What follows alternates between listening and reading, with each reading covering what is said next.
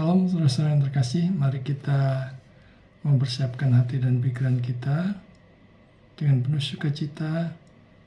Kita menggali, membaca, merenungkan firman Tuhan supaya dari dalamnya kita mendapatkan kekuatan, mengerti maksud dan kehendak Tuhan, dan menjalani hidup ini selaras dengan firman Tuhan. Kita buka perjanjian baru dari Matius 7 ayat 1 sampai 5 tentang balok di dalam matamu. Jangan kamu menghakimi supaya kamu tidak dihakimi. Karena dengan penghakiman yang kamu pakai untuk menghakimi, kamu akan dihakimi. Dan ukuran yang kamu pakai untuk mengukur akan diukurkan kepadamu. Mengapakah engkau melihat selumbar di mata saudaramu, sedangkan balok di dalam matamu tidak engkau ketahui? Bagaimanakah engkau dapat berkata kepada saudaramu, biarlah aku mengeluarkan selumbar itu dari matamu, padahal ada balok di dalam matamu? Hai orang munafik, keluarkanlah dahulu balok di matamu, maka engkau akan melihat yang jelas untuk mengeluarkan selumbar dari mata saudaramu. Saudara-saudara yang terkasih, kemunafikan termasuk dosa yang begitu dikecam Yesus. Para ahli Taurat, kaum Farisi, dan rohaniawan ini yang seharusnya menjadi terang dan praktek dan pengajaran justru mempraktekkan hal buruk di mata Tuhan. Nah, sekarang kita membahas tentang hal menghakimi.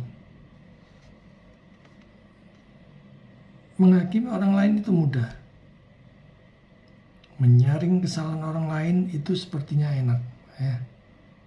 Beberapa orang mungkin menikmati atau bahkan puas kalau dia bisa menelanjangi orang lain, apalagi musuhnya, ketimbang melihat keadaan kondisi sendiri. Kecenderungan merasa diri sendiri sudah cukup baik. Mungkin juga merasa lebih baik dari orang lain, lebih layak dari orang lain di hadapan Allah. Menyadari, mengakui akan keberdosan kita yang mungkin tidak sedang baik-baik. Ya, kita mesti harus menyadari setiap saat untuk datang pada pertobatan dan mengakui keberdosan kita. Karena kalau kita sadar kita adalah orang berdosa, maka kita juga tidak gampang menghakimi. Dan juga bisa berbelas kasihan kepada orang lain. Sebagaimana Juru Selamat telah memberikan belas kasihan kepada kita. Nah, kalau kita sudah menyadarinya, berdosan kita, kita sadar sebenarnya sungguh membutuhkan Juru Selamat. Orang yang tidak menyadari keberdosaannya merasa tidak butuh lagi juru selamat. Karena berpikir merasa bisa selamat karena perbuatan baiknya sendiri, karena jasanya. Merasa sudah cukup dengan perbuatan baiknya untuk sampai ke surga. Seolah-olah perbuatan baiknya itu selama hidupnya itu sudah cukup ya. Dan sangat yakin, bahkan kepedean untuk bisa sampai ke surga yang Maha Kudus. Alkitab di dalam Yohanes 14 ayat 6 katakan, kata Yesus kepadanya, Akulah jalan dan kebenaran dan hidup. Tidak ada seorang pun yang datang kepada Bapa kalau tidak melalui aku. Dan kita diselamatkan hanya oleh iman kepada Yesus itu. Dan itu adalah anugerah. Bukan karena andil apapun dalam diri manusia manapun. Perbuatan baik itu hanya bukti bahwa seseorang sudah diselamatkan. Maka dia diberi kemauan dan kemampuan dalam pimpinan Roh Kudus untuk hidup dengan penuh sukacita memuliakan Tuhan. Nah, yang pertama yang perlu kita renungkan, apakah kita tidak boleh menghakimi sama sekali. Karena sering sekali ya kita dengar, jangan menghakimi, jangan menghakimi. Dan Yesus di sini juga mengatakan jangan menghakimi. Jadi ini tidak mengandung larangan mutlak untuk menghakimi. Alkitab tidak menyatakan demikian. Kita harus melihat keseluruhan bagian dari Alkitab PL dan PB tentang hal menghakimi. Yang tidak boleh itu adalah yang mengadili secara membabi buta, yang mengadili tanpa ada fakta dan bukti, yang mengadili secara tidak adil dengan tanpa saksi, tanpa bukti, dan tanpa proses pengadilan yang benar dan sebagainya. Itu yang tidak boleh. Yohanes 7 ayat 24 firman Tuhan katakan, janganlah menghakimi menurut apa yang nampak, tetapi hakimilah dengan adil. Jadi ini membuktikan bahwa menghakimi itu boleh kalau menghakimi dengan adil, bukan menurut apa yang nampak. Hampir tidak ada orang yang tidak tergelitik dengan keinginan untuk menyelidiki kesalahan orang lain. Ngorek-ngorek gitu ya, mencari-cari kesalahan orang lain dan merasa puas kalau sudah bisa menemukannya.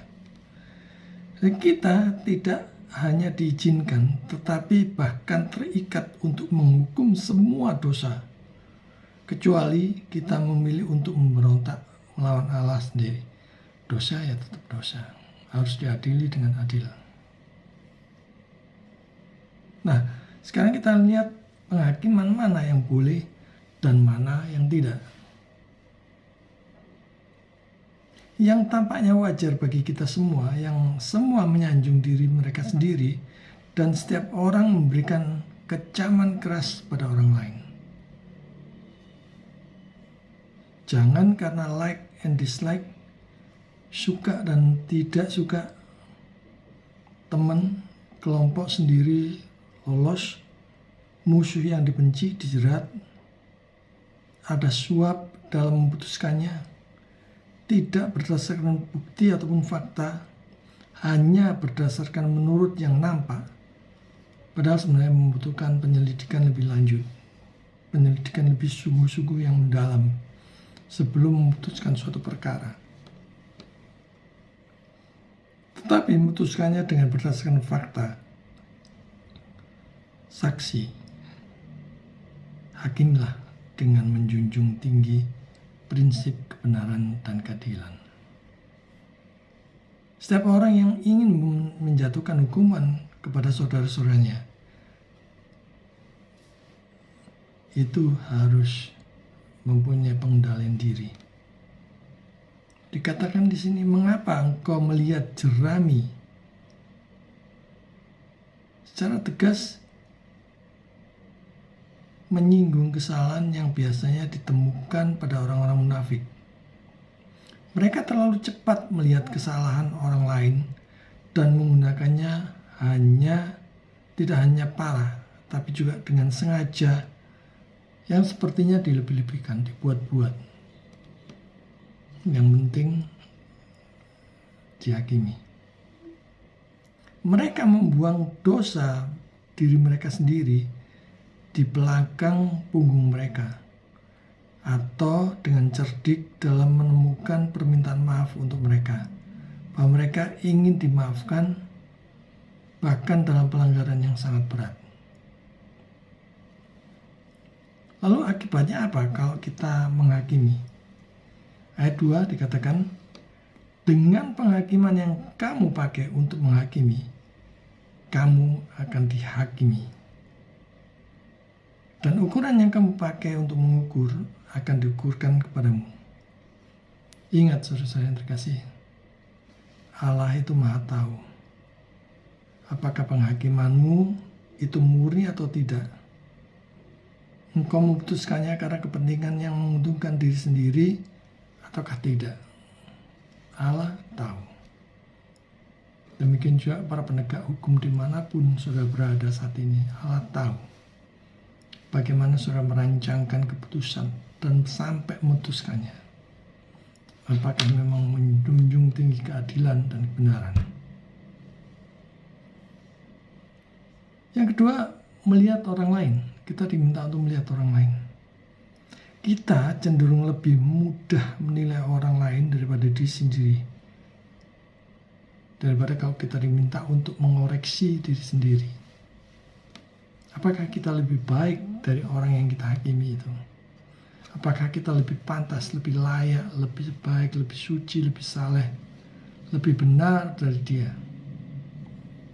Seolah-olah bisa melihat sejelas-jelasnya sampai yang paling dalam orang lain. Maunya menang sendiri. Orang lain harus ikut kemauannya. Sementara dia sendiri tidak melakukannya. Apalagi kalau sudah punya jabatan dan berkuasa. Seolah-olah hukum itu hanya untuk orang lain dan tidak berlaku kepada dirinya yang kebal hukum.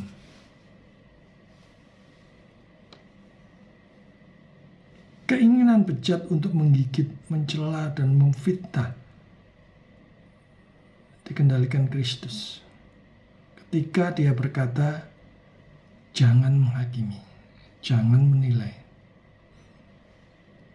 Orang-orang beriman tidak perlu menjadi membabi buta dan tidak melihat apa-apa, tetapi mereka harus menahan diri dari keinginan yang tidak semestinya untuk menghakimi. Kita diminta untuk melihat diri sendiri.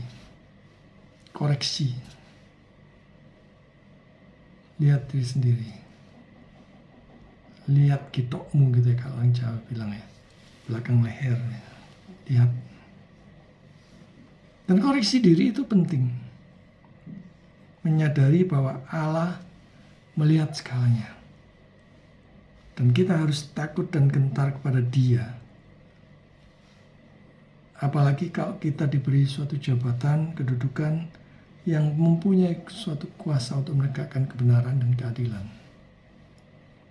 Terutama saudara-saudara yang bergerak di hukum, dalam bidang hukum, hati-hati jangan memainkan hukum. Jangan hanya membela yang bayar, tetapi menindas yang benar-benar sungguh-sungguh mencari kebenaran, keadilan, dan mereka orang yang tidak mampu dan tidak mempunyai daya. Dan Tuhan siap membela orang-orang yang demikian yang tertindas. Kita juga belum tentu lebih baik dari orang lain. Justru mungkin di hadapan Tuhan, kita sedang mungkin tidak baik-baik saja saat menghakimi orang lain itu. Sebagian besar manusia berpikir bahwa ketika mereka mengutuk orang lain, mereka mendapatkan kebebasan yang lebih besar untuk berbuat dosa. Terus-menerus disertai dengan ketidakadilan dalam mengutuk kesalahan sepele apapun. Seolah-olah itu adalah kejahatan yang sangat kecil. Jadi cenderung dibuat-buat. Yang penting ada perkara. Cari-cari perkara. Maklar kasus dan sebagainya. Para hakim yang kejam itu, yang sangat senang menyaring kesalahan orang lain, suatu saat engkau akan diadili oleh Tuhan. Kalau mungkin kau lolos dalam dunia ini, tapi dalam penghakiman Tuhan tidak mungkin. Dan sering terjadi bahwa anak-anak Tuhan menerima upah yang paling buruk dan ditindas oleh banyak fitnah yang tidak adil.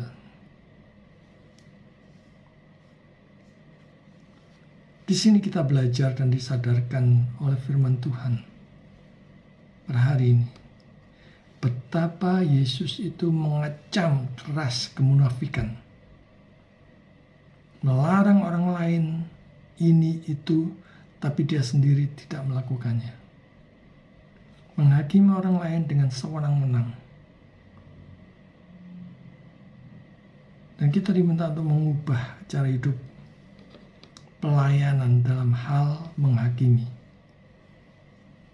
Yesus juga menegur kesalehan palsu, penghakiman yang korup, yang tidak menjunjung kebenaran dan keadilan dengan kedok kesalehan atau rohani. Ya, ini banyak sekali. Sebenarnya dirinya sendiri tidak melakukannya. Yang sok rohani kulit luarnya tapi dalamnya penuh tipu, muslihat, dan kelicikan. Jangan menghakimi menurut ukuran manusia, tetapi adil menurut yang menguntungkan dirinya sendiri saja. Tetapi adillah menjunjung tinggi kebenaran menurut standar firman Tuhan, yaitu menjunjung tinggi kebenaran dan keadilan, karena takut akan Tuhan, karena cinta Tuhan. Orang cenderung hanya melihat satu ayat, jangan menghakimi, kemudian mengambil kesimpulan pokoknya tidak boleh menghakimi keseadanya orang tanpa melihat bagian kitab suci yang lain yang berkenaan dengan hal menghakimi itu. Menganggap tidak boleh seadanya mengadili. Jadi di sini yang Tuhan maksud adalah yang tidak boleh adalah kalau penghakiman itu membabi buta. Kalau penghakiman itu tidak sesuai fakta dan tidak berdasarkan bukti-bukti yang ada. Menghakimi itu boleh. Kalau hakimilah dengan adil. Jangan yang kelihatan saja. Jangan mencengkram kebenaran buat orang lain, tapi saudara sendiri tidak melakukannya. Kecenderungan orang berdosa begitu, bukan? Tidak ingin agar orang lain melakukan, terutama melakukan untuk kepentingan dirinya sendiri, sementara dia sendiri tidak melakukannya. Apalagi kalau dia adalah seorang pejabat, seorang yang punya kedudukan tinggi, pangkat terhormat, dia maunya memerintah saja.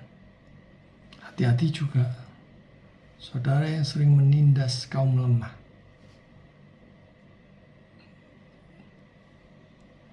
Sebab mereka bisa berteriak meminta tolong kepada Tuhan, dan kalau Tuhan campur tangan, maka selesailah sudah.